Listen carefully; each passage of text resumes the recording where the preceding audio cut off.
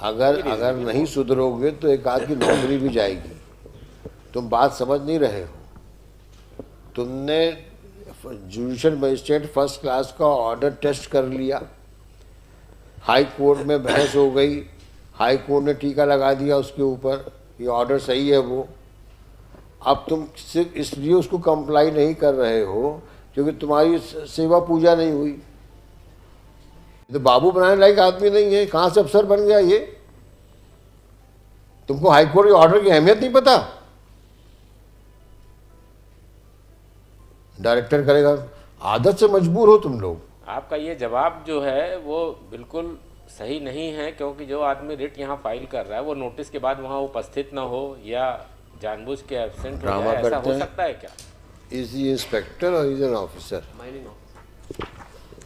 Mister mining officer, क्या नाम है आपका? दिनेश सिंह गुडवे। दुडवे। अच्छा, 14/3/23 का हाई कोर्ट का आदेश है।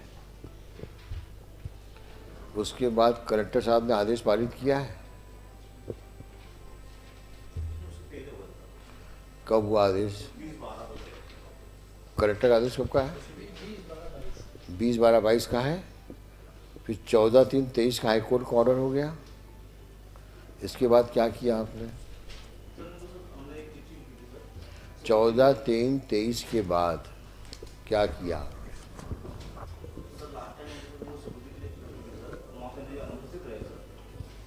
मैं जानना चाहता हूँ 14 अब हम तीसरी बार बोल रहे हैं, चौथी बार में बोलना बंद करेंगे, दिखाना शुरू करेंगे, तुम्हारी नौकरी खतरे में पड़ जाएगी।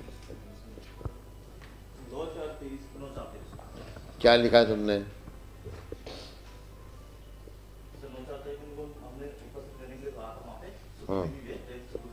हाँ, आप इनको ईटीपी पास क्यों नहीं दे रहे हैं? आप मुझे बता दीजिए कि ये 1,94,000 some odd cubic metre of sand कोई आदमी खुलेआम ले सकता है क्या? जब तक कि वो कोई ऑर्गेनाइज गैंग का मेंबर ना हो, जिसमें आप सबकी मिली भगत रहती है, जो देखी गई है हमेशा। कि अभी हम यहीं देखते हैं मुरैना के पास में चंबल की नदी के किनारे से रोज़ सुबह 6 से 9 बजे तक या सुबह 5 से 8 बजे तक ट्रैक्टरों की लाइन लगी रहती है और कोई पूछने वाला नहीं है कि रेत कहाँ से ला रहे हो। तुम्हारे ही भाई लोग खड़े हैं वहाँ पे, ना को उस वक़्त तो चले जाते हो मुरैना छोड़ करके, वो जब रेत का ट्रांसपोर्टेशन होता है। इतनी इलीगल माइनिंग चल रही है यहाँ पर जिसका कोई हिसाब नहीं है, और जिसमें आप भी कुछ हद तक भागीदारी हैं। आप मतलब जो आपके यहाँ पे काउंटर पार्ट है मुरैना में। और ये केस कहाँ का है? आज भिंड में भी ये खुराफात हो रही हो, और कोई बड़ी बात नहीं है कि ये जो काम इन्होंने किया ये कोई बड़ी सफाई से किया और बड़ी बात नहीं है। इन्होंने खुराफात करी होगी, लेकिन आज की तारीख में जुडिशियल ऑर्डर हो चुका है। अब तो इनको आपको ट्रांसपोर्ट को रेत को ट्रांसपोर्ट करने की परमिशन के साथ साथ अथॉरिटी भी देनी पड़ेगी, और नहीं देंगे तो हाई कोर्ट के ऑर्डर की अवमानना होगी।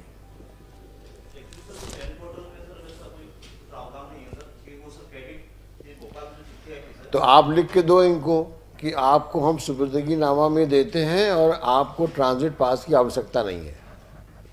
आप लिख के दे दो।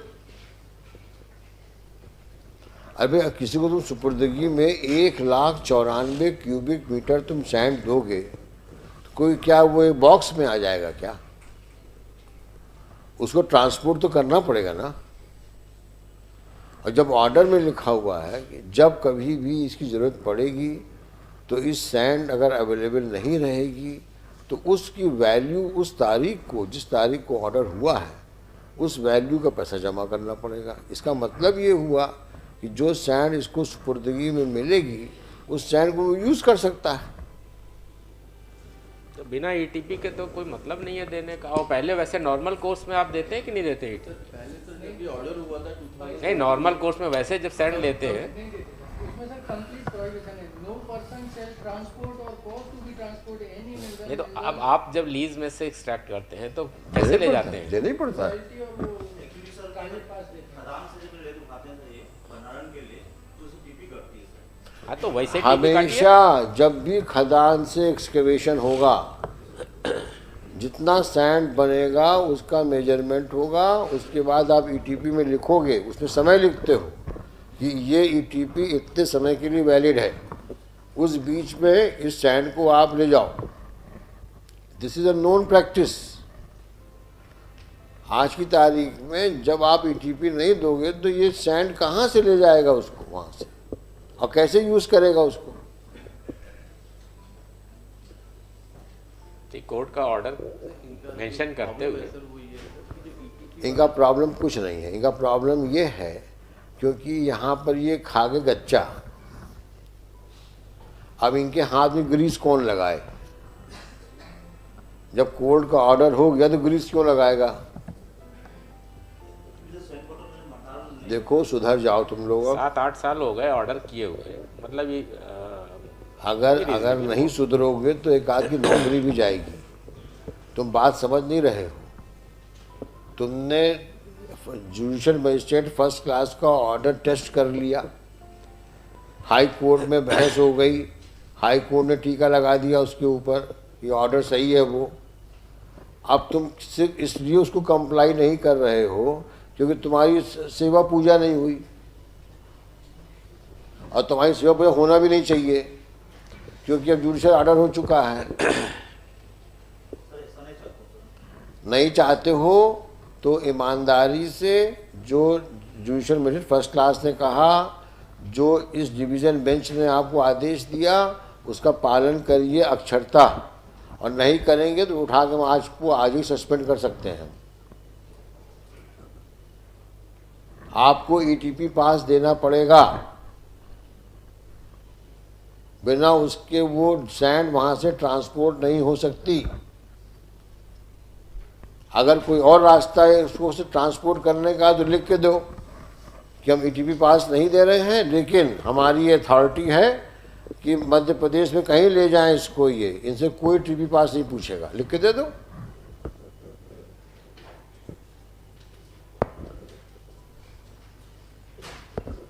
भाई ये तो रास्ता निकालना पड़ेगा ना। बताइए क्या बोलना चाह रहे हैं, बोलिए।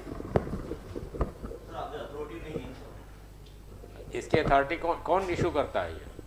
एक्चुअली सर पहले जब भंडारण ये जब करते हैं सर, नहीं भंडारण लेते हैं तो जब वो नदी से भंडारण करते हैं उसके बाद ईटीपी क्रेडिट होती है सर सेंट वाटर पे, उसके बाद जब सीटीओ लाना पड़ता है सर, सीटीओ लाने के बाद ही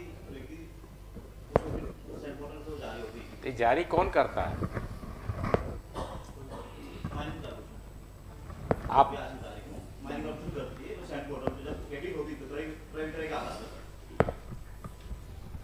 अब कोर्ट का ऑर्डर है, कोर्ट का ऑर्डर मेंशन करके जारी करिए।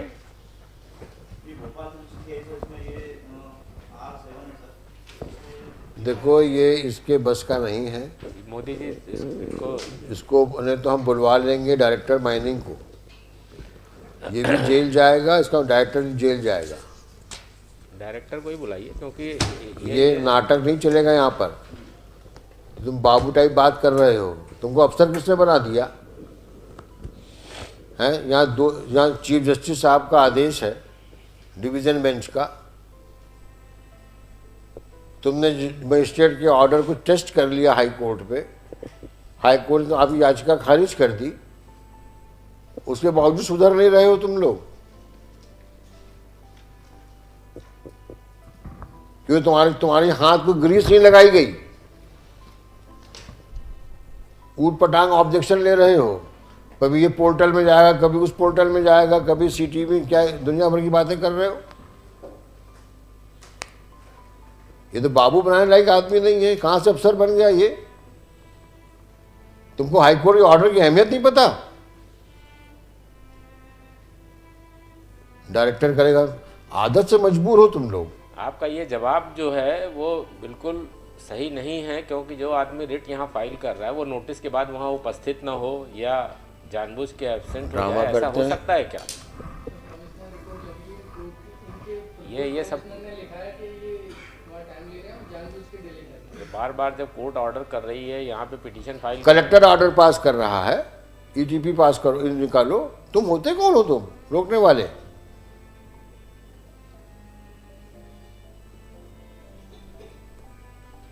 इसका बॉस कौन है वहां पर? कहाँ है ब्लॉक डायरेक्टर को? Who is deputy director? क्यों सब कुछ छिपा के रखे हुए भाई? एक के बाद एक को बुलाते हो, सबको बुलाकर सामने खड़ा करो।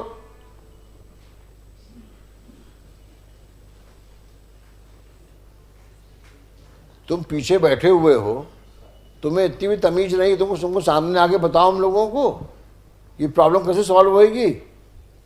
और बने हो डिप्टी डायरेक्टर, कहाँ पोस्टेड हो?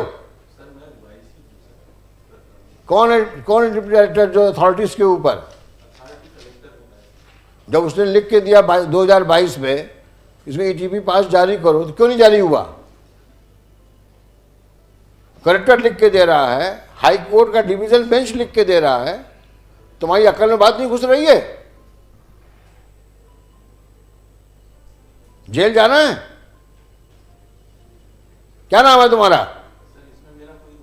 तुम्हारा नाम क्या है? तुम यहाँ ओवाईसी हो? किस पद पे हो तुम? तुम चपरासी के लायक नहीं हो। Height of इडियोसिटी। जब कोर्ट का ऑर्डर हुआ तो उसको कंप्लायंस करिए, क्या ये सब नाटक कर रहे हैं भाई?